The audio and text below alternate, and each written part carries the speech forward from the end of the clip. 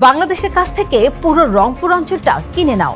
যদি বাংলাদেশ তাতে রাজি না হয় তাহলে জোর করে কেড়ে নাও। চিকেন নেককে চওড়া করতে মোদী সরকারের কাছে এমন প্রস্তাবই দিয়েছিলেন ভারতের পরমাণু নীতি ও নিরাপত্তা বিষয়ক ভারত কর্নার। তিনি টাইম নাই কোন শুভেন্দু এক মারানি এমক ঢুকবি না তারা পিড়ির চামড়া তুলে গেলাম। তোর শুভেন্দুকে গোনার টাইম নাই, কোন শুভেন্দু চামড়া তুলে ফেলবো। আমাদের মাটি আমাদের দেশ, ঠিক এভাবেই সীমান্তে দাঁড়িয়ে আঙ্গুল উঁচিয়ে ভারতের সীমান্তরক্ষী বাহিনী বিএসএফ কে ধমকে কোণঠাসা করে দিয়েছেন এক বাংলাদেশি যুবক। রংপুর কিনে নাও, নয়তো দখল করে নাও। হ্যাঁ, ঠিকই শুনছেন। কোনো সাধারণ ট্রোল বা সোশ্যাল মিডিয়ার ফেসবুক পোস্ট নয়, বাংলাদেশের একটা আস্ত বিভাগকে কোটি কোটি ডলার দিয়ে কিনে নেওয়ার এবং সামরিক বলপ্রয়োগে দখল করার এই বিস্ফোরক এবং চরমপন্থী তথ্যটি সামনে এনেছেন খোদ ভারতেরই একজন প্রখ্যাত জাতীয় নিরাপত্তা বিশেষজ্ঞ এবং জাতীয় নিরাপত্তা উপদেষ্টা বোর্ডের সাবেক সদস্য। আমাদের সেভেন সিস্টার, আমাদের চিকেন নেকের দিকে যদি বাংলাদেশি জিহাদি মৌলবাদীরা নজর দেয়, সেভেন সিস্টারের 1 ইঞ্চি জমি দখল করার আগে আমরা চট্টগ্রামে ভারতের পতাকা উড়াবো, খুলনায় ভারতের পতাকা উড়াবো, যশোরে ভারতের পতাকা উড়াবো, সিলেটে ভারতের পতাকা উড়াবো, রংপুরে ভারতের পতাকা উড়াবো। বাংলাদেশকে গাজাপট্টি বানিয়ে দেবো। বাংলাদেশ বলে আর কোনো দেশ থাকবে না। বাংলাদেশের আস্ত একটি বিভাগ রংপুরকে কিনে নিতে চায় ভারত। যদি বিক্রি না করে জোর করে দখল নেওয়ার হুঁশিয়ারি দিয়েছেন ভারতের নিরাপত্তা বাহিনী।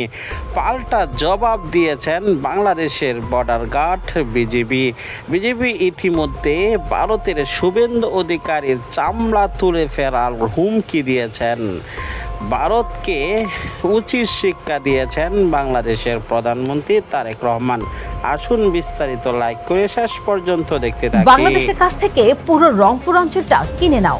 যদি বাংলাদেশ তাতে রাজি না হয় তাহলে জোর করে কেড়ে নাও। চিকেন নেককে চওড়া করতে মোদী সরকারের কাছে এমন প্রস্তাবই দিয়েছিলেন ভারতের পরমাণু নীতি ও নিরাপত্তা বিষয়ক ভারত কর্নার। তিনি ভারতের প্রথম জাতীয় নিরাপত্তা উপদেষ্টা বোর্ডের সাবেক সদস্য, ভারতের national security স্টাডিজের senior fellow.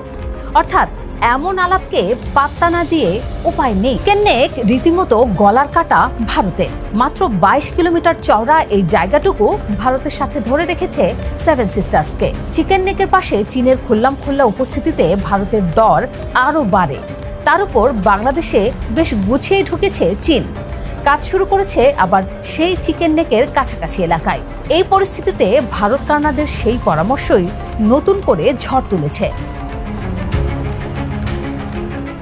Seven sisters হারানোর ভয়ে এহেন কিছু নাই ভারত করছে না। চিকেন নেকে ইতিহাসের সবচেয়ে বেশি সেনা উপস্থিতি, সীমান্ত লাগোয়া একাধিক সেনাঘাঁটি, বিমান ঘাঁটি, রাফাইল বিমান মোতায়েন সহ সব ব্যবস্থা নিয়েছে ভারত। স্পষ্ট হচ্ছে ভারতের দুর্বলতা। কিন্তু বাংলাদেশ আসলে কতটা নিরাপদ? ভারত কর্নারদের পরামর্শের বয়স প্রায় 7 মাস। তারপর বহু পানি গড়িয়েছে। পশ্চিমবঙ্গে বসেছে শুভেন্দু সরকার। ক্ষমতায় বসে বাংলাদেশকে অস্থির করে তুলেছে তাদের সরকার। প্রতিদিন চলছে পুশিন খেলা। এই শুভেন্দু তখনও ক্ষমতায় আসেনি। ঘোষণা দিয়েছিলেন বাংলাদেশ দখল করো। তার আগে পরে বাংলাদেশ দখলের ঘোষণা এসেছে আরো গুরুত্বপূর্ণ লোকদের মুখ থেকে। তারা বলেছে ভারতের যদি চিকেন নেক থাকে একটা, তাহলে বাংলাদেশের চিকেন নেক আদতে 2টা, এক রংপুরে, অন্যদিকে ফেনীতে। রংপুর দখলের পাশাপাশি হুমকি এসেছে গোটা চট্টগ্রাম দখলেরও। বলা হচ্ছে চট্টগ্রামে শিগগিরই উঠবে ভারতের পতাকা। এমন সব ঘটনা আসলে কি বার্তা দিচ্ছে? বাংলাদেশ কি তাহলে ঝুঁকির মধ্যে পড়ে গেল? সরাসরি উত্তর হ্যাঁ, কারণ এই হুমকিগুলো এখন আর শুধু উত্তেজিত রাজনীতিবিদদের মুখে নেই, ঢুকে পড়েছে ভারতের কৌশলগত মূলধারায়। ডক্টর ইউনূস গত বছর বেজিং সফরে গিয়ে বললেন সেভেন সিস্টার্স ভূ আবদ্ধ আর বাংলাদেশই তাদের সমুদ্রের রক্ষক। ঠিক এরপরেই সেন্টার ফর পলিসি রিসার্চের সিনিয়র ফেলো ভারত কর্নার তার ওই নিবন্ধটা লিখলেন। কর্নারদের প্রস্তাব দুটো পথে, সহজ আর কঠিন। সহজ পথ হলো কিনে নেওয়া। রংপুর বিভাগের আয়তন 16,185 বর্গ কিলোমিটার। বাংলাদেশের মাথায় বাইরের ঋণের বোঝা $10,400 কোটি। কর্নারদের প্রস্তাব হলো রংপুরের বিনিময়ে ভারত দিতে পারে 1,000 থেকে 2,000 কোটি ডলার। তাতে ঋণের চাপ কিছুটা লাঘব হবে। কর্নার এটাকে বলছেন আধুনিক লুইজিয়ানা পারচেজ। 1803 সালে আমেরিকা যেভাবে ফ্রান্সের কাছ থেকে বিশাল লুইজিয়ানা এলাকা কিনে নিয়েছিল, ঠিক সেই মডেল।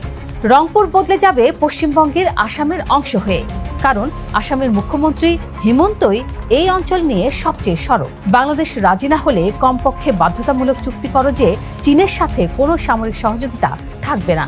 চুক্তি ভাঙলে সরাসরি সামরিক অভিযান। কঠিন পথে গেলে রংপুরের 1.5 কোটি বেশি বাসিন্দাকে বাংলাদেশে ঠেলে দেওয়া হবে।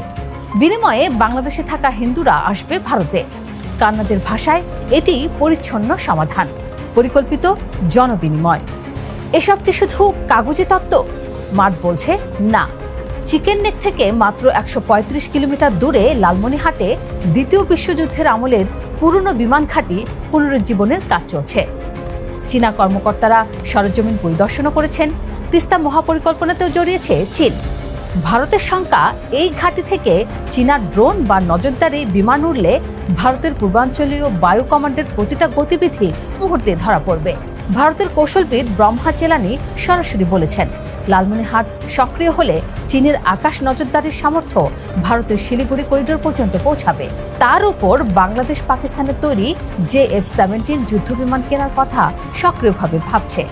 গত নভেম্বরে শিলিগুড়িতে বসেছে ভারতের উচ্চ পর্যায়ের নিরাপত্তা সমন্বয় বৈঠক। বিএসএফ, এসএসবি, আইটিবিপি, সেনাবাহিনী, রেলওয়ে রক্ষা বাহিনী একসাথে। আর মে মাসে তিস্তা প্রহার নামে বড় সামরিক মহড়া চালিয়েছে ভারতীয় সেনাবাহিনী বাংলাদেশ সীমান্তের কাছে। কারনাথ নিজেই অবশ্য হাল ছেড়েছেন একভাবে। বলেছেন, মোদী সরকারের এতটুকু সাহস নেই, কাজেই রংপুর অ্যানেক্সেশন এখনই ঘটছে না। কিন্তু হুমকির মানচিত্রটা বাস্তব এবং তা দিন দিন বাড়ছে। শুভেন্দুরা পশ্চিমবঙ্গে ক্ষমতায়, বাংলাদেশে চীনের কর্মকর্তারা, পাকিস্তানের F-17 প্রায় আসছে। এদিকে আবার তুরস্কের সুনজরেও এখন বাংলাদেশ। এই সমীকরণ যত দীর্ঘ হবে, কারনাথের প্রস্তাবকে উপেক্ষা করাটা ভারতীয় নীতি নির্ধারকদের জন্য তত কঠিন হয়ে পড়বে। বাংলাদেশের সামনে তাই পথ মাত্র একটা, নিজের ভৌগোলিক দুর্বলতা মাথায় রেখে এমন পররাষ্ট্রনীতি নেওয়া যা ভারতকে এই পথে এগোনোর অজুহাত না দেয়। শুভেন্দু টুমেনের টাইম নাই। কোন শুভেন্দু? এক মারানি এমক ঢুকবি না তোরা, পিঠের চামড়া তুলে গেলাম। তোর শুভেন্দুকে গোনার টাইম নাই। কোন শুভেন্দু? চামড়া তুলে ফেলবো। আমাদের মাটি, আমাদের দেশ। ঠিক এভাবেই সীমান্তে দাঁড়িয়ে আঙ্গুল উঁচিয়ে ভারতের সীমান্তরক্ষী বাহিনী বিএসএফ কে ধমকে কোণঠাসা করে দিয়েছেন এক বাংলাদেশি যুবক। নিজ দেশের মাটি রক্ষায় তার এই অকুতভয় হুঙ্কার ভারতীয় বাহিনীর বুকে রীতিমতো কাঁপন ধরিয়ে দিয়েছে। সম্প্রতি ভারত বাংলাদেশ সীমান্তে ভারতীয়দের অবৈধভাবে অনুপ্রবেশ করানোর চেষ্টা চালায় বিএসএফ। তবে তাদের সেই অপচেষ্টা শক্ত হাতে রুখে দেয় বাংলাদেশের সীমান্তরক্ষী বাহিনী, বিজিবি ও স্থানীয় জনতা। প্রতিরোধ গড়ে তোলার সেই উত্তেজনাকর মুহূর্তেই ওই যুবক সাহসিকতার সঙ্গে বিএসএফ সদস্যদের দিকে তেড়ে গিয়ে এমন কড়া ভাষায় জবাব দেন। কোনো বাংলাদেশের লোক ঢুকতে পারবে না। আমাদের মাটি, আমাদের দেশ, আমাদের বাংলাদেশের লোক আমাদের বাংলাদেশে থাকবো। স্থানীয়দের অভিযোগ, বিএসএফ প্রায় অবৈধ অনুপ্রবেশের চেষ্টা চালানোর পাশাপাশি অবৈধভাবে বাংলাদেশের সীমানা দখলেরও অপচেষ্টা করে। এমনকি বিনা কারণে নিরীহ বাংলাদেশিদের হত্যার মতো গুরুতর অভিযোগও রয়েছে তাদের বিরুদ্ধে। বিএসএফ এর এমন ধারাবাহিক উগ্রতা ও আগ্রাসী আচরণের কারণেই সীমান্তে দীর্ঘদিন ধরে অস্থিতিশীল অবস্থা বিরাজ করছে। তবে এবারে দৃশ্যপট ছিল একেবারেই ভিন্ন।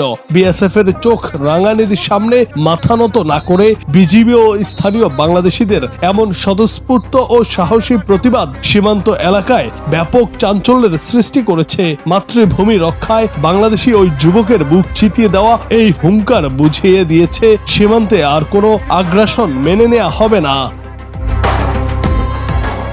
জুনায়েদ আহমেদ, বাংলা টিভি। প্রিয় দর্শক, সম্পূর্ণ ভিডিওটি দেখলেন, বুঝতে পেরেছেন ভিডিওটি গুরুত্বপূর্ণ। আমরা সকল আপডেট এবং ব্রেকিং নিউজগুলো আপনাদের মাঝে শেয়ার করে থাকি। অবশ্যই আমাদের চ্যানেলটিকে সাবস্ক্রাইব করে পাশে থাকা বেল বাটনটি অন করে দিবেন, তাহলে সকল আপডেট সর্বপ্রথম আপনাদের কাছে পৌঁছে যাবে। দেখা হচ্ছে পরবর্তী ভিডিওতে। ভালো থাকুন, সুস্থ থাকুন, বিদায় দিচ্ছি। আসসালামু আলাইকুম ওয়া রাহমাতুল্লাহ।